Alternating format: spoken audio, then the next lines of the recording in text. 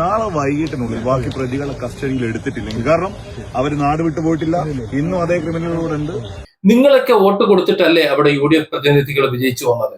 അങ്ങനെ വിജയിച്ചു വന്നവർ അവർ നന്ദി പ്രകാശിപ്പിക്കാൻ ഇറങ്ങി നടക്കുമ്പോൾ വീണ്ടും വോട്ട് കൊടുത്ത കൈകൾ കൊണ്ട് തന്നെ നിങ്ങൾ അവരെ കല്ലെറിയുന്നത് എന്തിനാണ്? നമസ്കാരം. LDFന്റെ പ്രവർത്തകർ, CPMന്റെ ഒരു ഭാഗം പ്രവർത്തകർ വെറും ഗുണ്ടകളാണ്.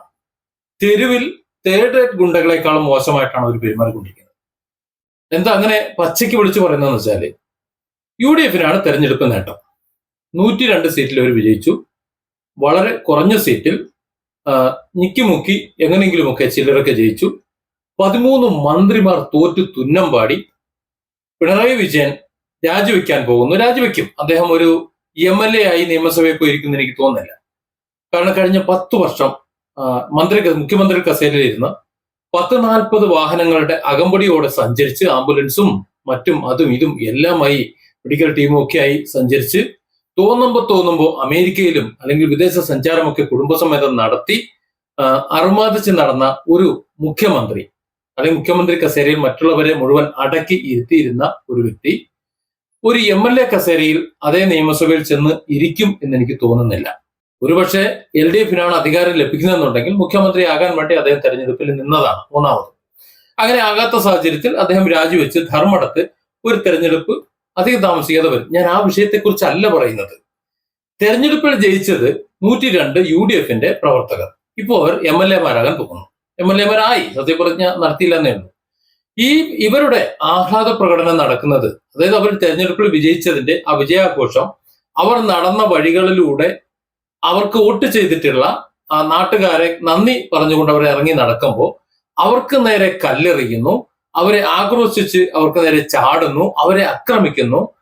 പോലീസുകാരെ പോലും നോക്കി നിർത്തിക്കൊണ്ട് ഭരണം മാറുന്നത് പോലും നോക്കാതെ തീർത്ത് ഗുണ്ടായസം കളിക്കുന്ന ഒരു വിഭാഗം CPM പ്രവർത്തകരെയാണ് നമ്മൾ തെരുവിൽ കണ്ടുകൊണ്ടിരിക്കുന്നത്.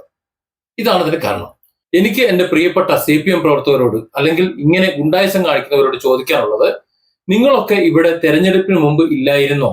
നിങ്ങളൊക്കെ വോട്ട് കൊടുത്തിരുന്നെങ്കിൽ നിങ്ങൾ ആർക്ക് വേണ്ടിയിട്ടാണ്, അല്ലെങ്കിൽ ആരുടെ പേരിലാണ് നിങ്ങൾ ഈ തല്ലുണ്ടാക്കുന്നത്? അവർക്ക് ജയിക്കില്ലായിരുന്നോ? എങ്ങനെയാണ് ഇവിടുത്തെ UDF പ്രവർത്തകർ വിജയിച്ചത്? അവർക്ക് കിട്ടിയ വോട്ടുകളെല്ലാം അവരുടെ വീട്ടിൽ നിർമ്മിച്ച് കൊട്ടക്കണക്കിന് കൊണ്ടുവന്ന് വെച്ചതാണോ? അതോ നിങ്ങളടക്കമുള്ളവർ കൊണ്ട് ബാലറ്റ് പേപ്പറിൽ അല്ലെങ്കിൽ ആ ബോക്സിൽ ചെന്ന് കുത്തി വോട്ട് രേഖപ്പെടുത്തിയതാണോ? ഒരു മണ്ഡലത്തില് വോട്ട് കൊടുക്കണമെന്നുണ്ടെങ്കിൽ ആ മണ്ഡലത്തിൽ വോട്ടുള്ളവരല്ലേ കുത്തുള്ളൂ. അങ്ങനെ കുത്തുന്നവരിൽ ബഹുഭൂരിപക്ഷവും ഞങ്ങളല്ല എന്ന് പറയുമ്പോൾ പിന്നെ ഈ വോട്ടുകൾ എവിടെന്നാ വരുന്നേ? ഇപ്പോ CPMന്റെ കുത്തക മണ്ഡലങ്ങൾ, അല്ലെങ്കിൽ CPMന്റെ കുത്തക ബൂത്തുകൾ, അവിടെയൊക്കെ വോട്ടുകൾ UDFന് പോയി. ഇപ്പോ ധർമ്മടം തന്നെ കണക്ക് കൂട്ടാം. ധർമ്മടത്തിൽ മുഖ്യമന്ത്രിയുടെ ഏറ്റവും സുരക്ഷിതമായ സീറ്റാണ്. ഏതാണ്ട് 5-6 റൗണ്ട് എണ്ണുന്നത് വരെ പിണറായി വിജയൻ പിന്നിലായിരുന്നു എന്ന് മനസ്സിലാക്കിക്കൂടെ? ഇനി ഈ കേരളത്തെ നമ്പർ 1 ആരോഗ്യ സംസ്ഥാനമാക്കി മാറ്റിയ വീണ ജോർജ് അവരുടെ തെരഞ്ഞെടുപ്പ് വോട്ട് എണ്ണലിൽ ഏതെങ്കിലും ഒരു തവണയെങ്കിലും മുന്നിൽ വന്നിട്ടുണ്ടോ? ലീഡ് പറഞ്ഞിട്ടുണ്ടോ? ഇല്ല. എല്ലാ തവണയും പിന്നിലായിരുന്നു. ഞാൻ ചോദിക്കട്ടെ, അവിടെയൊക്കെ പാർട്ടി ഗ്രാമങ്ങളില്ലേ?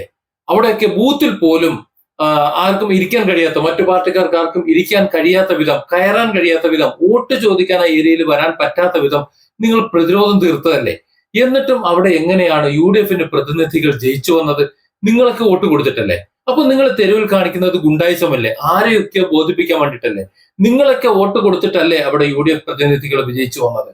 അങ്ങനെ വിജയിച്ചു വന്നവർ അവർ നന്ദി പ്രകാശിപ്പിക്കാൻ ഇറങ്ങി നടക്കുമ്പോൾ വീണ്ടും വോട്ട് കൊടുത്ത കൈകൾ കൊണ്ട് തന്നെ നിങ്ങൾ അവരെ കല്ലെറിയുന്നത് എന്തിനാണ്? ഇന്നലെ ഞങ്ങളുടെ 4-5 വനിതാ പ്രവർത്തകർ ഉൾപ്പെടെ ഞങ്ങളുടെ ഇവിടുത്തെ പല്ലടിച്ചു. ഞങ്ങൾക്കറിയാതെ അങ്ങനെ ഇന്ന് വീണ്ടും ഞങ്ങളൊരു വിജയത്തിന്റെ പരിപാടി ആലോചിക്കുമ്പോൾ അവിടേക്ക് പ്രകടനമായിട്ട് വരിക. ഇതേത് നാടാ? അപ്പൊ ഇന്നലെ ഈ ആക്ഷൻ എടുത്തു കഴിഞ്ഞാൽ അവര് ചെയ്യും. ഒറ്റ ഒരു ഉണ്ണി എന്ന് പറയുന്ന കാപ്പ കേസ് പ്രതി അവനെ റിമാൻഡ് ചെയ്തു. ബാക്കിയുള്ള ആളുകളുടെ അവസ്ഥയാണ് ഉറപ്പാണ്. ഞങ്ങൾക്ക് ഈ നാട്ടിൽ ഒരു പ്രശ്നം ഉണ്ടാവണമെന്ന് ആഗ്രഹിക്കുന്ന ആളുകളല്ല. പക്ഷെ എനിക്കറിയാം ഞാൻ പറയുന്നത് ഞങ്ങൾക്ക് ഇവിടെ ഒറ്റ വിഷയം, ഞങ്ങളുടെ പ്രവർത്തകര് ഒരു തെരഞ്ഞെടുപ്പിന്റെ ഭാഗമായതിന്റെ പേരിൽ ഞങ്ങൾ ആരും വെക്കിട്ടേറെ ഒരു പ്രകടനം നടത്തും, അവരെ കയറി അടിച്ചു, അവരെ ആക്രമിച്ചു. എന്നിട്ട് വീണ്ടും അവരങ്ങനെ വെല്ലുവിളിക്കാൻ ഞങ്ങൾക്ക് അറിയില്ല. അവര് 10 ഉണ്ട്, ഞങ്ങൾക്ക് 25 സംഘടിപ്പിക്കും. ഞങ്ങൾക്ക് ഈ നാടിനോട് പ്രതിബദ്ധതയുള്ളൂ. ഞാൻ നിങ്ങളെ വിശ്വസിക്കാം, നൗഷാദ് സാറിനെ വിശ്വസിക്കുന്നു. നാളെ വൈകിട്ടിനുള്ളിൽ ബാക്കി പ്രതികളെ കസ്റ്റഡിയിൽ എടുത്തിട്ടില്ലെങ്കിൽ, കാരണം അവർ നാട് വിട്ടു പോയിട്ടില്ല, ഇന്നും അതേ ക്രിമിനലുകളുണ്ട്, നാളെന്റെ ഉള്ളിൽ അവരെ കസ്റ്റഡിയിൽ എടുത്തിട്ടില്ലെങ്കിൽ ഞാൻ ഇവിടെ എങ്ങനെ ഇങ്ങോട്ട് പോകണം? നിങ്ങൾ എന്ത് തടസ്സം പറഞ്ഞാലും എന്ത് പ്രയാസം പറഞ്ഞാലും ഞാൻ നടക്കും, ഞാൻ ഇതിൽ വരും. Different angles. Don't forget to subscribe and support this channel.